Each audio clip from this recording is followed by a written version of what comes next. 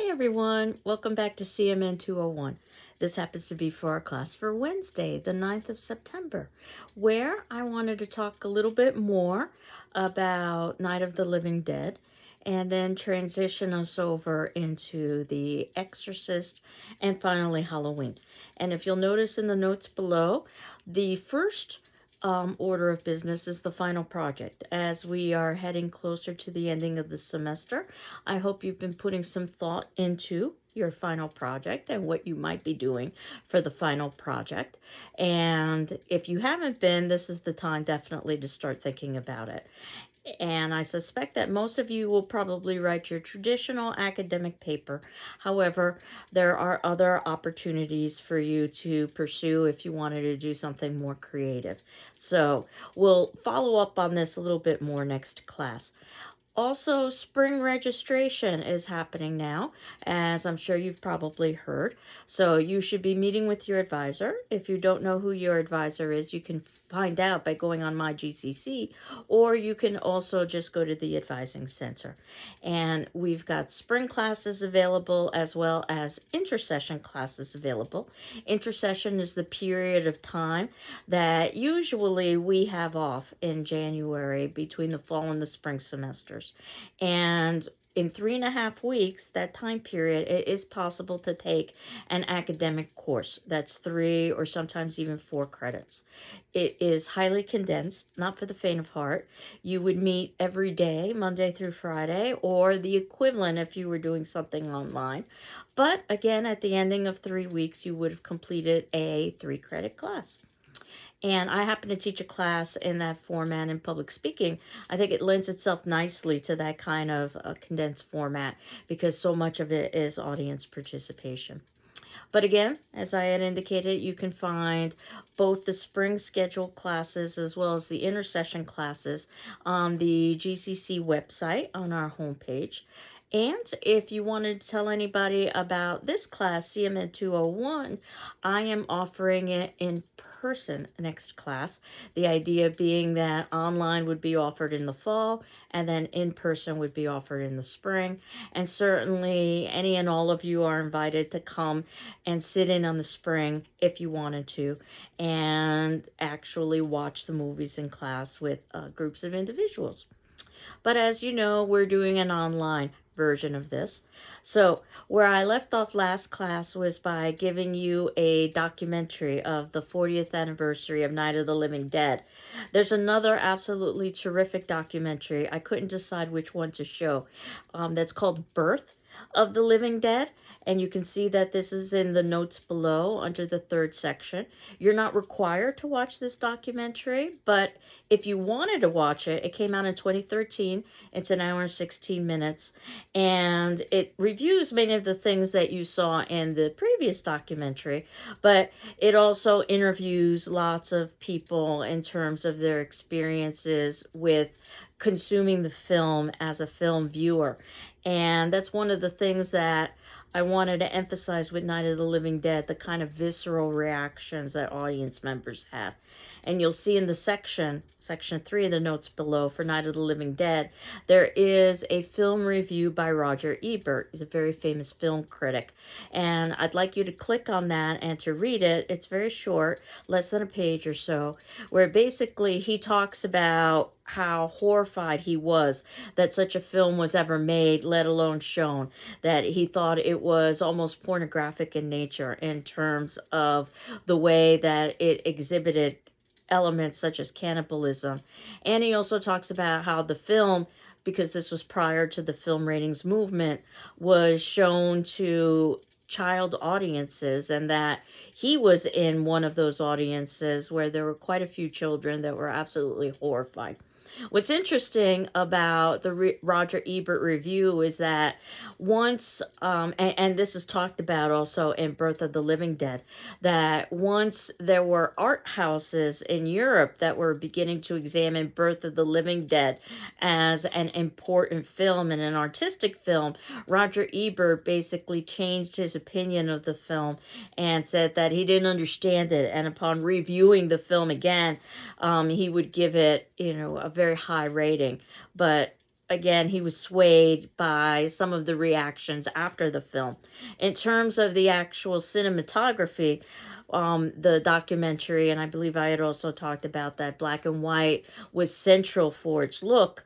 It was a economic decision initially, one that Romero, the director, decided to continue with through the film, and I'm glad he did because it gave it a lot of possibility for its use of shadow and film noir techniques, and also that ending incredibly disturbing scene where our hero is basically killed by law enforcement. And every time I see that scene, I can't help but think of contemporary parallels with police brutality against people of color. Now, as we saw in the documentary, and it's also discussed in Birth of the Living Dead, that George Romero had not necessarily intended the lead to be an African American. He just cast the best actor for the role. But once he cast a black actor, that completely changed the dynamics of the film. And I think it makes the film much more interesting. Not only because it's so progressive for its time, where you've got a black lead who is heroic, but some of the images that we see, a black lead who's strong and capable and basically defies um, people like the Cooper family, and ultimately, again, is in its ending shots, which seem eerily like news photos, grainy news photos. I think very indicative of the tensions in the time period. And obviously, race was a major issue in the time. And Romero talks about both in the previous documentary as well as in further depth in Birth of the Living Dead about how he felt that Night of the Living Dead was a film of revolution, that the 1960s was a time of chaos, and that he wanted to illustrate that chaos within his film, and that the world had basically gone mad because we ourselves are the monsters. And we see the collapse of the nuclear family with the Coopers, where their own daughter basically consumes them and kills them. And notice the scene where the daughter, Karen, is stabbing her mother. It seems very psycho-like in many respects. Young Love, which usually is the answer in cinema in the 1960s with Tom and Judy, that's not enough to save them. Siblings, Barbara and Johnny, that relationship isn't enough to protect them. There's this, as many of you noted, inability to work together, which is a common motif in zombie films, but it's something that Romero really began. That the true monsters are us, not the zombies, but the survivors and what we become because of our inability to work together. We see how ineffective institutions of authority are, government, law enforcement, media. And we also get, I think, some interesting gender commentary in this film as well when we see the disintegration of Barbara. So I think that the film is very interesting on a number of levels. But I wanted to move forward to The Exorcist, and thanks to one of your classmates who was able to find a free link to The Exorcist, which I added on to our Moodle page. As you know, as we get into more contemporary films, it becomes more and more challenging to find free links because of copyright issues. Now, the link for The Exorcist is of the extended director's version, which was not the version that was initially shown to audiences.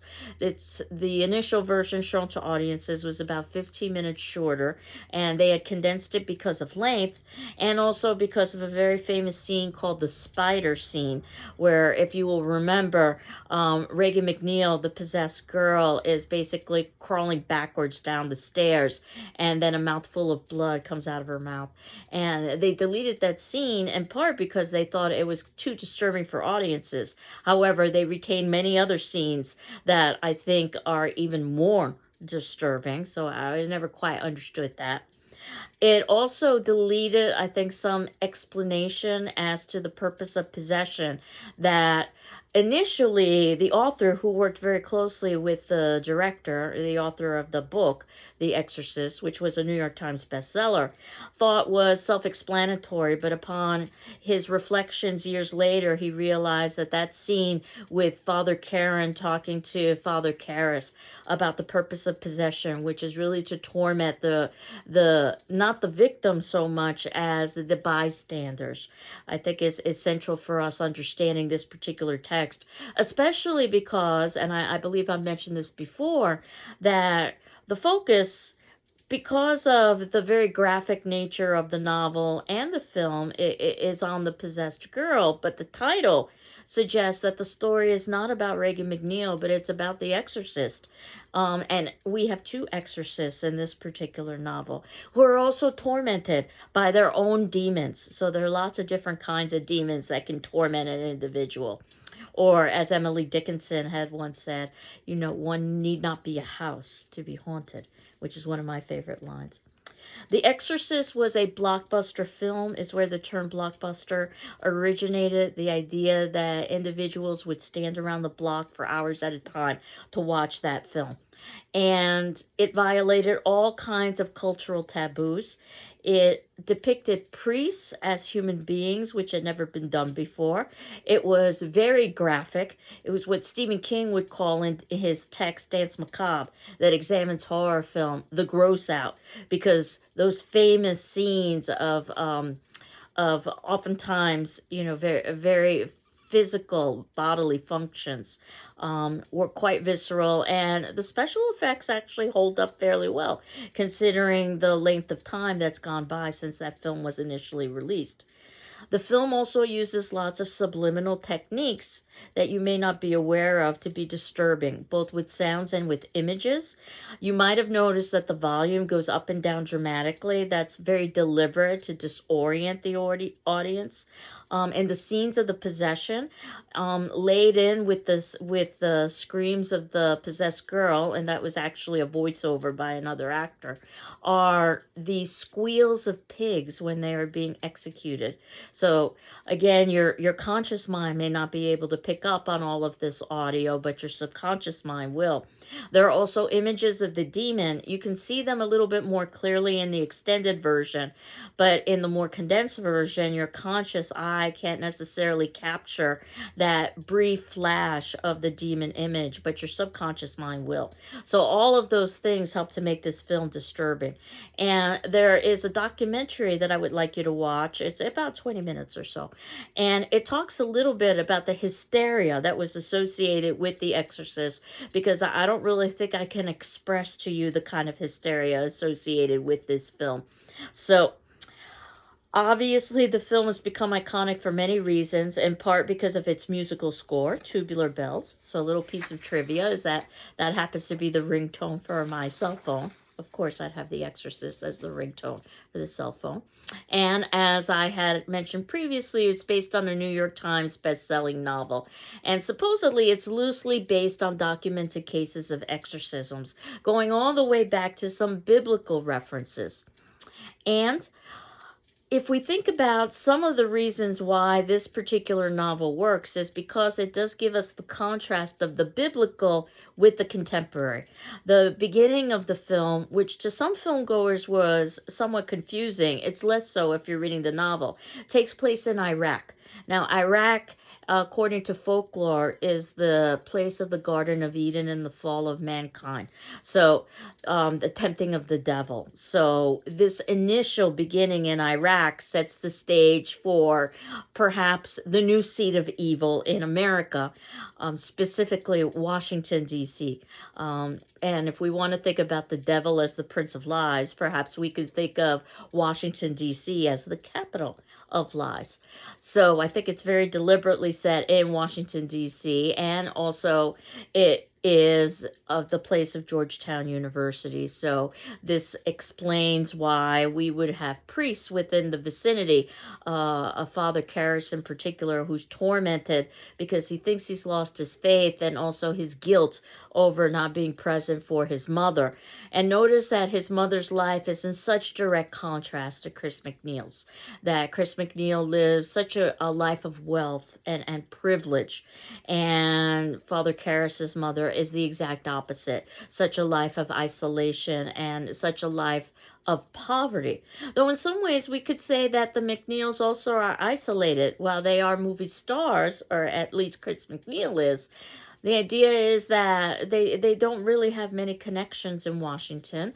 And think about how Reagan McNeil, the child, basically spends all of her time alone. We don't see her with other children. She's only with adults. And perhaps that's part of what happens when you are in an actor family, is that you need to isolate. And in horror films and in Gothic literature, isolation is always a bad thing. So Chris also has her own inner demons that are examined a little bit more in depth in the novel, of certainly the privilege that she has, but also the guilt that she has for being a divorcee and not devoting enough time to her daughter. Again, think of the time period, 1973. So this is also the women's rights movement, to have a strong female independent character. Though, of course, Chris needs the help of a male savior, and that's through Father Karras and ultimately through Father Merrin. But still, the sense that because she's divorced, because there is no religion in the household, she declares that she's an atheist. These are and she happens to be located next to a church. These are some of the reasons why her family, specifically her daughter, is targeted for possession, or so we would think. And there's also a Ouija board in the house, of course. Now, the thing is that I think that makes this text so interesting and the film so interesting is that they go through all of the religious reasons, and they also go through all of the medical reasons as well as the psychological reasons for possession. In many ways, it's a mystery story and trying to determine what is the cause of Reagan's behavior. If you're familiar with the idea of poltergeist, this is something that also is examined a little bit more in the text, that this would be a spirit that creates havoc in a home, usually a home that is that it involves an adolescent girl. It could be an adolescent boy, but more often it's an adolescent girl. Adolescence being a time of great turbulence, specifically for female, because we're at the cusp of menstruation, and that leads to either the ability for paranormal or supernatural activity to take place, or a combination of the two. Supernatural would be that which defies natural explanation, and that which is considered otherworldly, as opposed to paranormal, which would be abilities that have not necessarily yet been developed within humanity, but could be developed within humanity. So the ability to perhaps read minds. Now, one of the things that we also see here is that the other characters are just as tormented by their own inner demons. Dennings, for instance, is tormented by his inner demon of alcohol. And while the story is simplified for Carl Engstrom, when we see it in the film, Chris McNeil's a servant, in effect. He gets more of a fleshed out story about how his daughter is a drug addict and how he's tormented by that. Keep in mind, this was a time period where drugs were very prolific, and the turmoil of the 70s in part is because of things like drug use and abuse, Vietnam and all of the conflict that was associated with the war, and the campus protests that resulted because of it.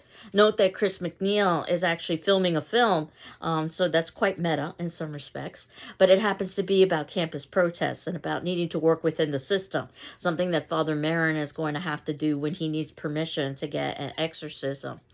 And that youth were seen as monstrosities that could be feared. We began to see a bit of this in Psycho, when, for instance, the Karen from the Cooper family attacks and kills her own family.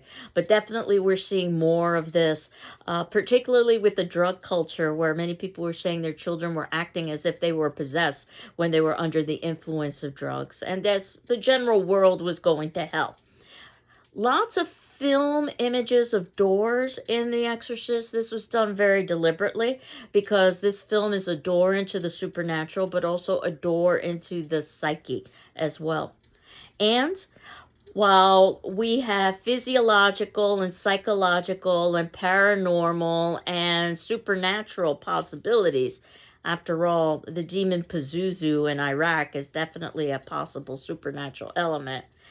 Some have said that the most frightening elements of the film are really just the medical scenes, and that the medical technology, which was downright barbaric when we see some of what Regan McNeil had to experience, that's what really was most jarring to audiences. And I mean, people fainted during screenings, people needed to be hospitalized during screenings, people needed to be arrested during screenings. There's an episode, or a retelling of an episode, where one individual, I believe he was under the influence, attacked the screen with the knife in his attempt to kill the demon.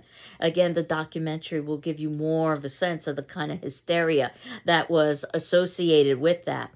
But if this film is indeed about evil and the evils of society, I would suggest the evil of wealth and poverty is one of the major elements. Because, again, not only do we see this in Father Merrin's mother as compared to Chris McNeil, but also think about Father Merrin, who, of course, is living a comfortable life compared to his mother, but a life that is very Spartan compared to the hierarchy that exists in the church, the hierarchy that he needs to address.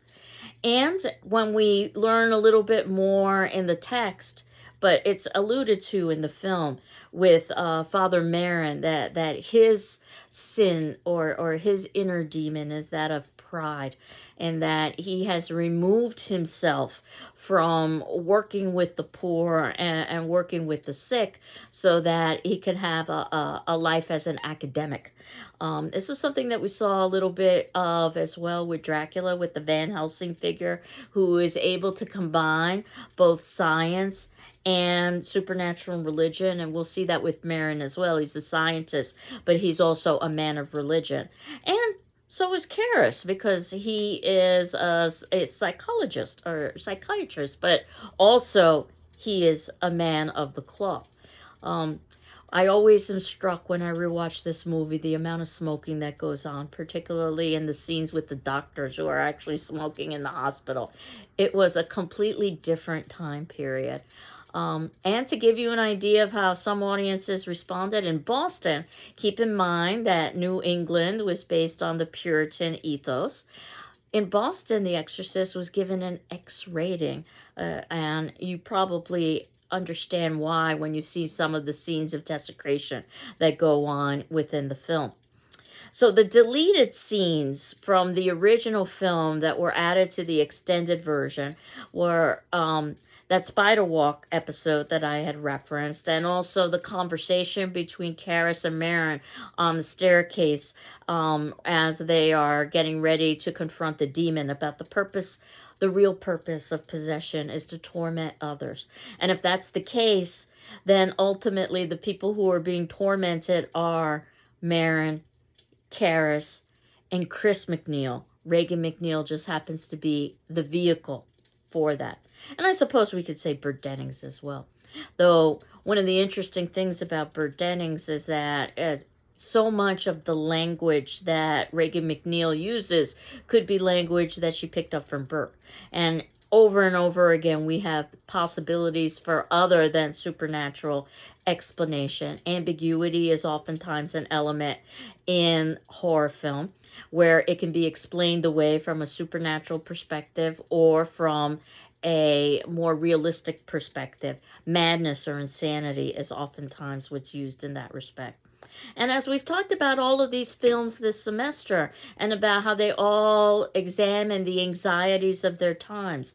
When we started with The Cabinet of Dr. Caligari and the anxieties associated with the industrialization of war and the consequences of that, and what is sane and what is mad.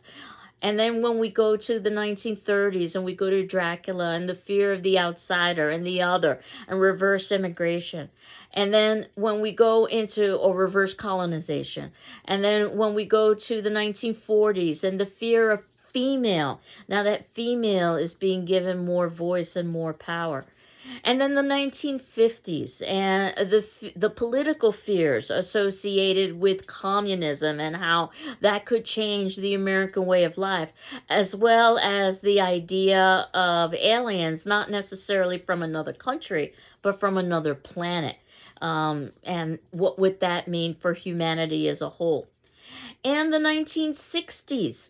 And of course, the fear of mental illness. And also, I think in the 1960s, that places that in the past would have been considered to be sacred and safe, the shower, for instance, no longer are sacred and safe. We got this impression with Night of the, or I'm sorry, with Invasion of the Body Snatchers, where we had this very idealistic American town that ultimately was under siege. But we see that even more in Psycho.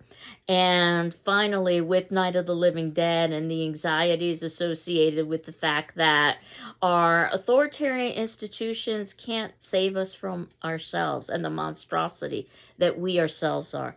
And how oftentimes we act like a mindless zombie horde, something that Romero picked up with his sequel, and that would be Dawn of the Dead, where he tries to have a bit more of a humorous approach. And it's about how the zombies are very much like shoppers in shopping malls. And if you've ever seen some old footage from Black Friday before online shopping really took off, then you'll understand that there were lots of parallels where people would literally stampede trying to get into stores after Thanksgiving holiday or after Thanksgiving itself, just so that they could save a few dollars on some electronics or other purchases for the holiday season, for Christmas or Hanukkah or whatever you might celebrate in December, since there are a multitude of holidays in December. So that said, we move to Halloween, which in some ways is also cheating, because I cheated in the 1960s by giving you two films. I gave you Psycho, and I also gave you the film of Night of the Living Dead. And the 70s I'm cheating with because I'm giving you two films. The first was The Exorcist, and the second is Halloween. Halloween came out in 1978. However, I think Halloween is a wonderful example of the 1980s and the anxieties associated with the 1980s. And in fact, Halloween led to the slasher movement of the 1980s. I'm happy to report that I was able to find a free online link for Halloween, so you will see that in the notes below in section 6. And one of the things that you'll probably notice when you're watching Halloween is how influenced the director was, John Carpenter, by Psycho. There's a lot of voyeurism in this film, of watching. There also is this sense of the slasher, and we could say that Norman Bates was one of the first slashers. It, I think, very much illustrates a prelude to, to continue on and my train of thought before I go on to something else. Dr. Sam Loomis happens to be the name of one of the characters in Halloween, also the name of the lover in Psycho. And an interesting twist of fate in Psycho, Janet Leigh, who was Marion Crane, her daughter starred in Halloween. Jamie Lee Curtis has become quite famous in her own right. So, but at any rate, I was going to talk about how I believe Halloween and the slasher movement is very much a reaction to the 1980s and some of the conservative push of the 1980s, Reaganism, with President Ronald Reagan. And now the 1970s, as we've established, was a time of turmoil and protest, as was the 60s. And I think that we can see the consequences or the backlash, the response to that in the 1980s, which is a much more conservative time. And even though John Carpenter might not necessarily agree that this was one of his primary statements, it's become nothing short of a cliche and a trope now that it is the virginal girl who lives at the end of the slasher movement, and it's the slasher film rather, and it's the sexually promiscuous teenagers who are killed off one by one. So it is almost like a morality play, which is something that also Stephen King talks about in Danse Macabre, that basically horror film and horror fiction serve as kind of morality plays where they punish evil and there's a return to the status quo. So this particular film is remarkable in the sense that it was released independently, regionally first in Kansas City. It was made on a $320,000 budget, very little. It earned over $55 million in sales. It's one of the highest grossing independent films of all time. And of course, it's become nothing short of iconic. Even if you've never seen Halloween, you probably know the plot somewhat. And you probably also know the cliches and the tropes that go along with slasher films, even if you've never seen a slasher film. One of the cinematic techniques that Carpenter was able to use, to his credit, was what we call now the Steadicam. It was the Panaglide. It allowed us to have the murderer's view. So right from the beginning, we're connecting with the murderer, which is a very interesting film technique. And we'll see these teenagers in this film not only being sexually promiscuous, but they will also be smoking marijuana. Again, the idea is that they're engaged in deviant behaviors or behaviors that could be seen as deviant. In other words, what is the reality underneath the seemingly perfect suburbia life that we're presented with?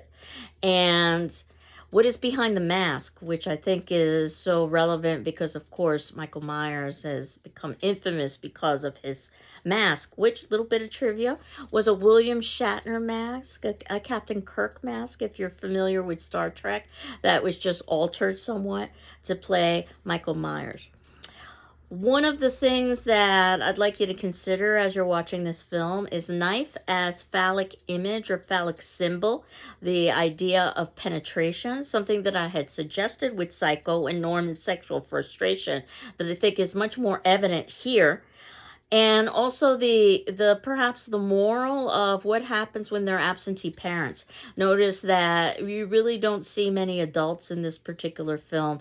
These are teenagers who are left to their own devices. Again, the moral message being when teenagers are left to their own devices, they get into trouble and there are consequences to that. Even at the very beginning of the film, not to give away too many spoilers, but Michael Myers is also in the care of a teenager who isn't necessarily living up to her babysitting duties because she's engaged in other activities, as you will see when you watch the film. This has led to the establishment of something called the Final Girl, which you may have heard of before, that there is one survivor at the ending of these sorts of films, the final girl, and that survivor will be someone who is virginal and who is morally upright compared to the other characters. And the idea of the boogeyman or this inhuman monstrosity that does indeed exist. It could be supernatural, but perhaps it's just the inhumanity of murderers themselves. But this film does end with the possibility of supernatural, which has led to all kinds of sequels to the point where it's become almost laughable. You know, I'd like to say Friday the 13th, part 87, so to speak. But with that said, since you still have to see Halloween, and I'd also like you to see that documentary about The Exorcist, I'll leave it here. And your question, your attendance question about Halloween, which would be due on Friday the 11th at 6 p.m. Though, as always, if you need additional time, please let me know. Why do you think Halloween was such a successful film and made the kind of money that it did? Why do you think Halloween was such a successful film? I hope you're doing well. I'm doing well. And enjoy Halloween. Take care. I'm sorry we couldn't watch it on Halloween itself, but hopefully it's close enough. See you next class. Bye-bye.